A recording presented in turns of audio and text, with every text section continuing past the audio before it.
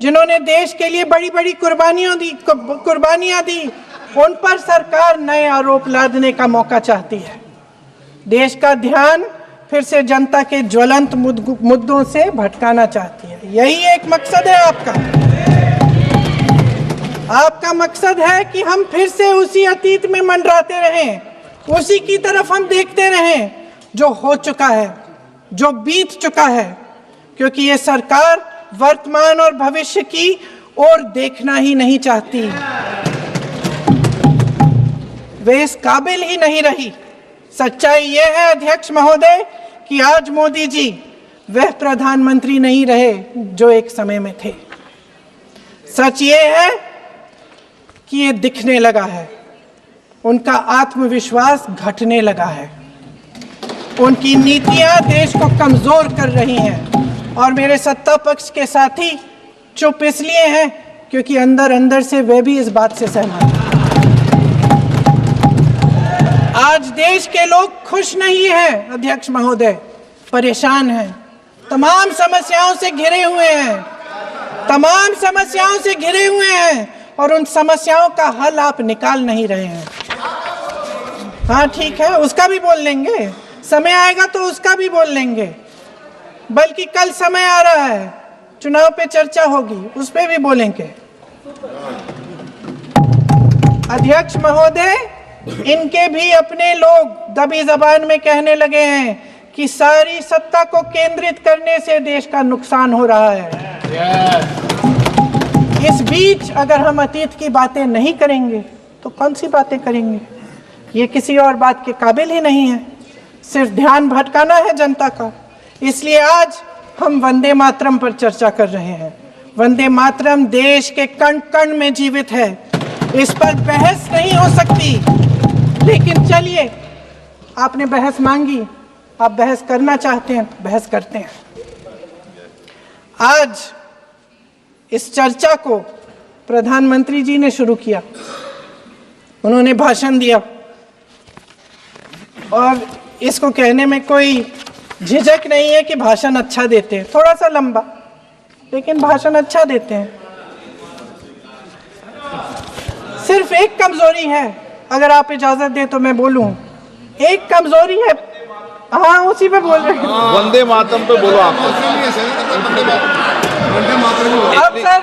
अब सर मैंने तारीफ कर ली, थोड़ा और विषय वंदे मातरम का है तो हम वंदे मातरम पर ही रखें, ठीक रहेगा सर। ये वंदे मातरम पे ही है सर। आपने प्रधानमंत्री जी को सुना था, अब तो शुरू नहीं हुए। सर भाषण बहुत अच्छा देते हैं, लेकिन तथ्यों के मामले में कमजोर पड़ जाते हैं, बहुत कमजोर। इसमें भी एक कला होती है कि तथ्यों को किस तरह से जनता के सामने रखा जाए। मैं तो नहीं हूं, जनता की प्रतिनिधि हूं, कलाकार तो नहीं हूं। इसीलिए मैं भी सदन के सामने कुछ तथ्य रखना चाहती हूं, लेकिन सिर्फ तथ्य के रूप में रखना चाहती हूं।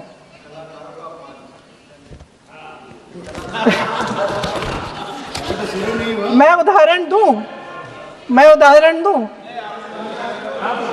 दे देती हूँ सर, मांग रहे हैं सर। वंदे मातरम के बारे में, वंदे मातरम की जो सालगिरह पे आपने एक बड़ा कार्यक्रम आयोजित किया था, उसमें प्रधानमंत्री जी ने भाषण दिया। उसमें उन्होंने कहा कि 1896 में पहली बार गुरुदेव रविंद्रनाथ टैगोर ने ये गीत एक अधिवेशन में गाया। उन्होंने ये नहीं बताया कि कौन सा अधिवेशन था, महासभा, हिंदू महासभा का अधिवेशन था, आरएसएस का अधिवेशन था।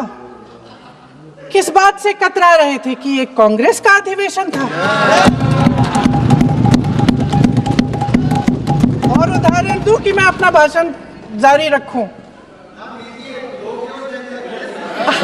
दे रही हूं।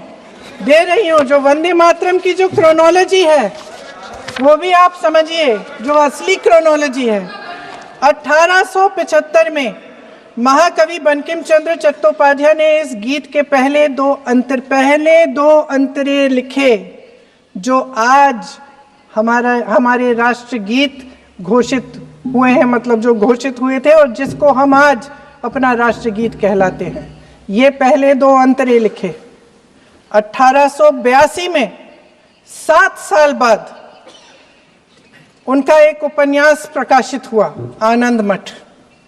उस उपन्यास में यही कविता उन्होंने प्रकाशित की, लेकिन इसमें 4 अंतरे जोड़ दिए। 1896 में कांग्रेस के अधिवेशन में गुरुदेव रविंद्रनाथ टैगोर ने पहली बार ये गीत गाया। 1905 में बंगाल के विभाजन के खिलाफ आंदोलन के समय वंदे मातरम जनता की एकता की गुहार बनकर गली गली से उठा। गुरुदेव रविंद्रनाथ टैगोर जैसे महान स्वतंत्रता सेनानी इस गीत को खुद गाते हुए बंगाल की सड़कों पर उतरे। विद्यार्थियों से लेकर किसानों तक, व्यापारियों से लेकर वकीलों तक, हर कोई ये गीत गाने लगा। इस गीत की शक्ति को समझिए। ब्रिटिश साम्राज्य इसको सुनकर कांपता था और हमारे देशवासी इसको सुनकर वह मन बनाते थे, वह हिम्मत बनाते थे कि इस भयंकर साम्राज्य के खिलाफ सत्य और अहिंसा के नैतिक हथियारों को लेकर शहीद होने की तैयारी करते थे। ये गीत मातृभूमि के लिए मर मिटने की भावना को जगाता है। इस गीत की शक्ति ये है, इस गीत का हमारे देश से जुड़ाव ये है। लेकिन 1930 के दशक में हमारे देश में जब सांप्रदायिक राजनीति उभरी, तब ये गीत विवादित होने लगा। 1937 में, अब ये मैं दूसरा उदाहरण देने वाली हूँ क्योंकि प्रधानमंत्री जी ने अपने भाषण में इसका उल्लेख किया और गलत किया, इसीलिए मैं इसके जो सच्चे जो तथ्य हैं वो आपके सामने रख रही हूँ। 1937 में नेताजी सुभाष चंद्र बोस कांग्रेस का अधिवेशन कलकत्ता में होने जा रहा था, उसका आयोजन कर रहे थे। तो जो मोदी जी ने पत्र सुनाया सदन में 20 अक्टूबर का और कहा कि जवाहरलाल नेहरू जी ने नेताजी को ये चिट्ठी लिखी और ये कहा कि इस पर चर्चा होनी चाहिए, उससे पहले 3 दिन पहले नेताजी सुभाष चंद्र बोस ने पंडित जवाहरलाल नेहरू को एक चिट्ठी लिखी थी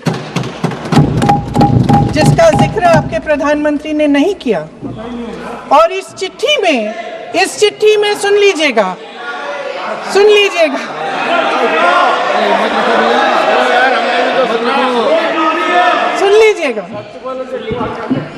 आप नेताजी के लफ्ज नहीं सुनना चाहते? बंगाल का चुनाव आ रहा है।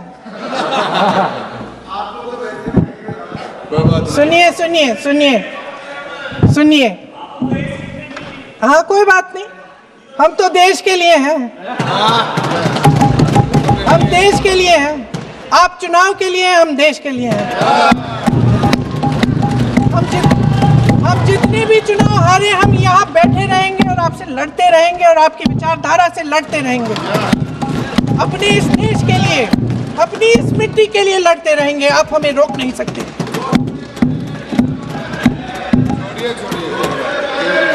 सुन लीजिए सुभाष चंद्र बोस जी ने क्या कहा, सुन लीजिए। My dear Jawahar, reference Vande Mataram, we shall have a talk in Calcutta and also discuss the question in the working committee if you bring it up there.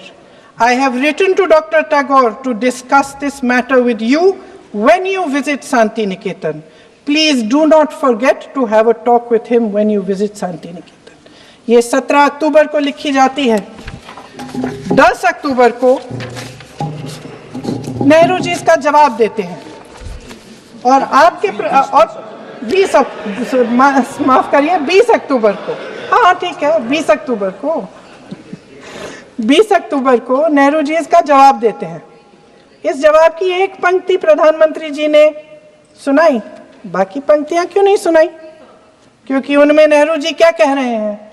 There is no doubt that the present outcry against Vande Mataram is to a large extent a manufactured one by the communalists.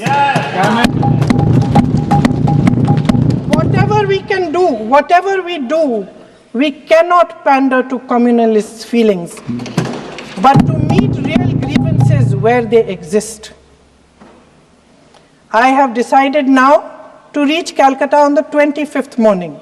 This will give me time to see Dr. Tagore as well as other friends. समझ रहे हैं आप? प्रधान चुप है तो समझ ही गए होंगे। फिर क्या होता है? फिर क्या होता है? फिर नेहरू जी कलकत्ता जाते हैं और गुरुदेव जी से मिलते हैं, और उसके अगले दिन गुरुदेव जी एक चिट्ठी लिखते हैं जिसमें वो लिखते हैं, अंग्रेजी में चिट्ठी है, उसका एक अंश मैं आपको हिंदी में बता देती हूँ, जिसमें गुरुदेव जी कहते हैं कि जो दो अंतरे हमेशा गाए जाते थे उनका महत्व इतना गहरा था कि उस हिस्से को कविता के शेष हिस्से तथा पुस्तक के उन अंशों से अलग करने में उन्हें कोई कठिनाई नहीं थी। उन्होंने ये कहा कि स्वतंत्रता संग्राम में हमेशा से वही दो अंतरे ही गाए जाते थे और उनको गाते हुए कुर्बानी देने वाले सैकड़ों शहीदों के सम्मान के लिए उन्हें ऐसे ही गाना उचित रहेगा। उन्होंने यह भी कहा कि बाद में जोड़े गए अंतरों का सांप्रदायिक मायना निकाला जा सकता है और उस समय के माहौल में उनका इस्तेमाल अनुचित होगा। इसके बाद 28 अक्टूबर 1937 में कांग्रेस की कार्य समिति ने अपने प्रस्ताव में वंदे मातरम को राष्ट्रगीत घोषित किया। उन्हीं दो अंतरों को कार्य समिति की बैठक में महात्मा गांधी जी, नेताजी सुभाष चंद्र बोस, पंडित नेहरू, आचार्य नरेंद्र देव जी, सरदार पटेल जी, गुरुदेव रविंद्रनाथ टैगोर जी सब मौजूद थे। इस प्रस्ताव के ये सभी महापुरुष इस प्रस्ताव से सहमत थे। आगे क्या होता है ये भी सुना लूं। भारत की आजादी के बाद जब इसी गीत के इन्हीं दो अंतरों को 1950 में डॉक्टर राजेंद्र प्रसाद जी ने संविधान समिति में भारत का राष्ट्रगीत घोषित किया, तब लगभग यही महापुरुष मौजूद थे। इनके साथ साथ B.R. अम्बेडकर जी भी सभा में थे और इनके साथ साथ मेरे सत्ता पक्ष के साथियों के नेता श्री श्यामा प्रसाद मुखर्जी भी मौजूद थे। वही दो अंतरे राष्ट्रगीत घोषित किए, किसी ने कोई आपत्ति जारी नहीं की, कोई आपत्ति नहीं जताई। वैसे इन तथ्यों के साथ जुड़ा एक और तथ्य भी है जो मैं यहाँ पे आपके सामने रखना चाहती हूँ। आज हम अपने राष्ट्रगीत पर बहस कर रहे हैं, लेकिन हमारा राष्ट्रगान भी एक कविता का एक अंश ही है, एक लंबी कविता का एक अंश है। और इन दोनों राष्ट्रगीत और राष्ट्रगान के अंश को चुनने में सबसे बड़ी भूमिका गुरुदेव रविंद्रनाथ टैगोर की थी। वंदे मातरम के इस स्वरूप पर सवाल उठाना जिसे संविधान सभा ने स्वीकार किया, न सिर्फ उन महापुरुषों का अपमान करना है जिन्होंने अपने महान विवेक से ये निर्णय लिया, मगर एक संविधान विरोधी मंशा को भी उजागर करता है। क्या सत्ता पक्ष के हमारे साथी इतने अहंकारी हो गए हैं कि अपने आप को महात्मा गांधी जी से, रविंद्रनाथ टैगोर जी से, राजेंद्र प्रसाद जी से, बाबा साहब अम्बेडकर जी से, मौलाना आजाद जी से, सरदार पटेल जी से, सुभाष चंद्र बोस जी से बड़ा समझने लग गए हैं? मोदी जी का अपने भाषण में ये कहना कि राष्ट्रगीत को एक विभाजनकारी सोच द्वारा काटा गया, उन सब महापुरुषों का अपमान है जिन्होंने अपना पूरा जीवन इस देश की आजादी की लड़ाई में झोंक दिया। वंदे मातरम को विभाजित करने का आरोप लगाकर आप पूरी संविधान सभा पर आरोप लगा रहे हैं, उसके हर एक नेता को दोषी ठहरा रहे हैं। यह हमारी संविधान सभा और हमारे संविधान का खुला वार है। और जहां तक जवाहरलाल नेहरू जी की बात है, जितनी देर हमारे प्रधानमंत्री देश के प्रधानमंत्री रहे हैं, 12 साल हो गए हैं। लगभग उतने ही सालों के लिए जवाहरलाल नेहरू जी जेल में रहे। किस लिए? इस देश की आज़ादी के लिए। उसके बाद 17 साल के लिए प्रधानमंत्री रहे। आप बड़ी आलोचना करते हैं इनकी, लेकिन अगर इन्होंने इसरो नहीं बनाया होता तो आज आपका मंगलयान नहीं होता। अगर DRDO नहीं बनाया होता तो तेजस नहीं बनता। अगर IIT और IIM नहीं बनाए होते तो हम आज IT में आगे नहीं होते। अगर एम्स नहीं बनाया होता तो हम कोरोना की जब बड़ी चुनौती का सामना कैसे करते? हाँ, वही बना कुछ भी। इसका मतलब है इस मुद्दे का जवाब नहीं है आपके पास। अगर इन्होंने BHEL, गेल, सेल, भाखड़ा नंगल ये सब नहीं बनाया होता जो आप सब बेच रहे हैं, तो ये विकसित भारत कैसे बनता? और मत कहिए बाकी। पंडित जवाहरलाल नेहरू इस देश के लिए जिए। सुन लीजिए, बेच लो यार, और बाकी भी बेच देंगे। पंडित जवाहरलाल नेहरू इस देश के लिए जिए और देश की सेवा करते करते उन्होंने दम तोड़ा। फिर भी सुन लीजिए, मेरी एक सलाह ले लीजिए। सर, मैं आपको आपके माध्यम से सलाह दे रहे हैं। हम छोड़ना नहीं। सर, मैं आपके माध्यम से एक सलाह दे देती हूँ। हमारे प्रधानमंत्री महोदय 12 सालों से इस सदन में हैं, मैं मात्र 12 महीनों से हूँ। फिर भी छोटी सी सलाह है। उन्होंने अभी हाल ही में चुनाव था, कुछ महीनों पहले उन्होंने एक सूची निकाली थी कि विपक्षी दलों ने और विपक्ष के नेताओं ने कितने अपमान किए हैं इनके, और उसमें शायद 90-99 ऐसे उन्होंने अपमानों की सूची बनाई थी। तो मैं उनको एक छोटी सलाह देना चाहती हूँ कि नेहरू जी से जितनी भी शिकायतें हैं, जितनी भी गलतियां उन्होंने की आपके जहन में, जितनी भी गालियां देनी है, जितना भी अपमान करना है, उसकी भी एक सूची बना दीजिए। नहीं, बात खत्म नहीं है। 999 अपमान, 9,999 अपमान, सूची बना दीजिए। और फिर हम एक समय निर्धारित करते हैं। जैसे हमने 10 घंटे आज वंदे मातरम पर हमने बहस किया है ना, उस तरह से हम अध्यक्ष महोदय जी से पूछेंगे, एक समय निर्धारित करेंगे, 10 घंटे, 20 घंटे, 40 घंटे, जितने घंटों में आपकी ये शिकायत पूरी हो जाए, माननीय सदस्य, आप शांत हो जाए और हम बहस कर लेंगे। लेकिन इस सदन का कीमती समय, जिसके लिए हमें यहाँ पे जनता ने भेजा है, जैसे हमें जनता की समस्याओं को हल करने के लिए चर्चा करनी चाहिए, इस्तेमाल करना चाहिए, उसको AC के लिए इस्तेमाल करिए। उसके बाद जैसे अंग्रेजी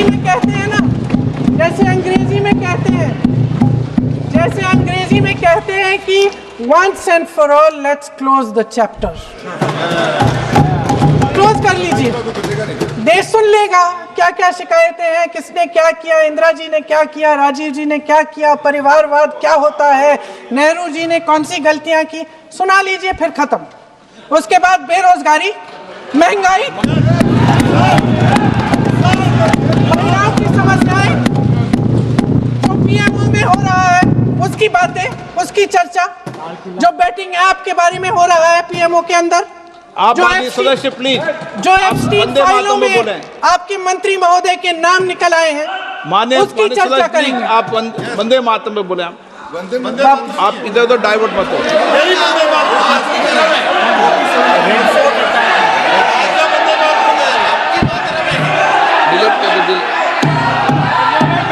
क्या हो गया? आप 1 मिनट, हाँ कर दो। क्या हो गया? अंत में चिड़ी गए।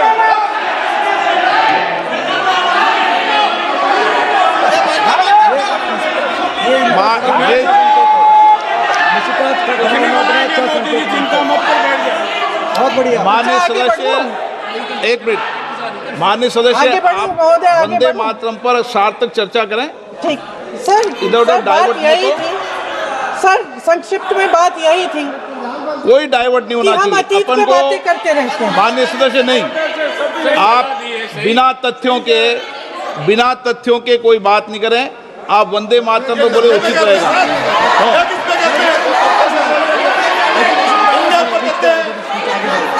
मैंने प्लीज। अध्यक्ष महोदय, मैं आपकी बात मानती हूं, लेकिन बिना तथ्य के बहुत सालों के लिए ये हम पर आरोप डाल रहे हैं। हम चुपचाप सुनते हैं, इनको भी थोड़ी सी संतुलन होनी चाहिए। सुनने की थोड़ी सी हिम्मत होनी चाहिए। ये राजनीति है, हम बोलेंगे, आप वंदे मातरम बोलें। वंदे मातरम सर। महोदय, आज की ये बहस सिर्फ ध्यान भटकाने के लिए की जा रही है, क्योंकि ये सरकार इस देश के वर्तमान की असलियत छिपाना चाहती है। आज देश का युवा कितना परेशान है, कितनी मुश्किल में है। पेपर लीक होते रहते हैं, बेरोजगारी है, महंगाई इतनी बढ़ चुकी है। इसकी चर्चा हम सदन में क्यों नहीं कर रहे हैं? आरक्षण के साथ जो हो रहा खिलवाड़ है, उसकी चर्चा हम यहाँ क्यों नहीं कर रहे हैं? महिलाओं की बात होगी, बड़े बड़े ऐलान होंगे, मगर उनकी परिस्थितियों को सुधारने के लिए कोई ठोस कदम यहाँ क्यों नहीं उठाया जा रहा है? इन्हीं दरवाजों के बाहर खड़े होकर पत्रकार तरह तरह, आपने कहा कि आरोप मत लगाइए बगैर तथ्य के, तो मैं बोलूं कि नहीं बोलूं? नहीं, बिल्कुल नहीं। नो, आप उधर की बात मत बोलो। आप जल्दी से सदन में जो कुछ भी बोले वो तथ्यों से बोले। आपको हर चीज ऑथेंटिक करनी पड़ेगी, इसलिए आप तथ्यों से बोले। अच्छा सर, बड़े बड़े शहरों में प्रदूषण है, लेकिन हम इस सदन में बैठकर सिर्फ छोटी छोटी बातें करेंगे। जी, जो अतीत की बातें हैं ना, जो बार बार आप चाहते हैं कि हम पीछे देखें, लेकिन हम आगे भविष्य की बात, वर्तमान की बात, जो असली समस्याएं हैं उनकी बात न करें, ये छोटी बात होती है। आप में हिम्मत है तो भविष्य की बात करिए, हिम्मत है तो बात करिए कि बेरोजगारी क्यों है, कि पेपर लीक क्यों होते हैं। आप चेयर को एड्रेस करें। आपको अच्छा, खत्म कर लेती हूँ, चेयर के एड्रेस करो आप। अध्यक्ष महोदय जी, सच्चाई ये है कि इनका शासन दमन का शासन है।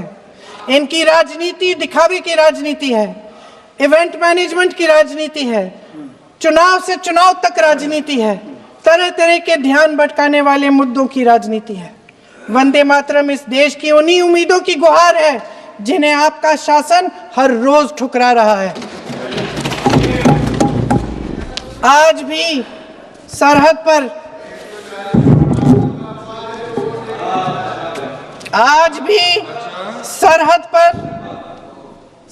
पर जवान जब दुश्मन का सामना करता है तो उसकी छाती में वंदे मातरम गूंजता है।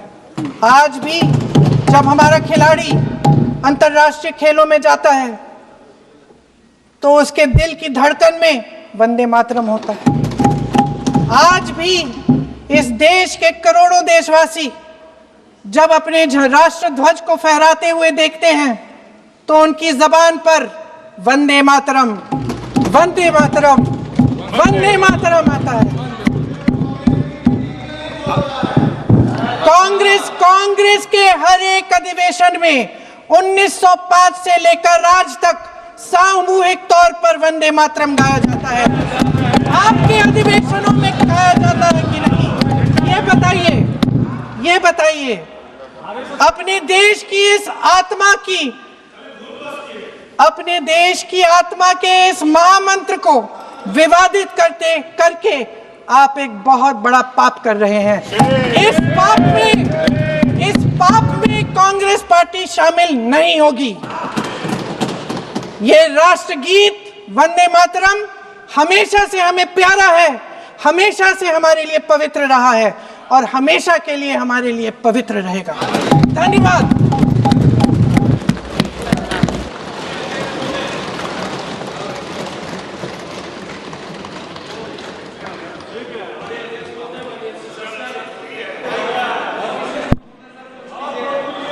माननीय अध्यक्ष महोदय, माननीय सदस्य ने अपना वक्तव्य देते हुए अभी ये कहा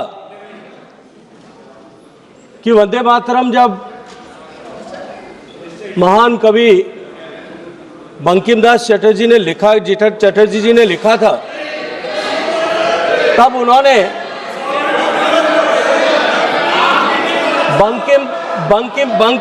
बंकिम चटर्जी ने, चट्टोपाध्याय जी ने लिखा था, जब इन्होंने बंकिम बाबू ने जब वंदे मातरम लिखा, तब उन्होंने 2 टुकड़ों में उसको अलग अलग जगह पर लिखा था। उन्होंने ये कहा कि 1875 में उन्होंने केवल 2 स्टैंजा लिखे थे और बाद में 1882 में 7 साल बाद में उन्होंने उसके बचे हुए 5 स्टैंजा जो है उसके बाद में लिखे थे।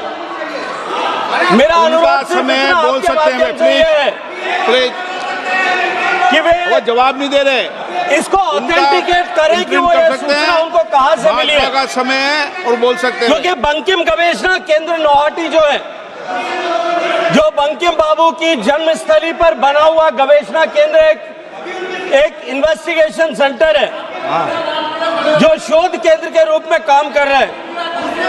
वो ये कहता है कि बंकिम बाबू ने पूरा वंदे मातरम एक बार एक ही साथ में लिखा था।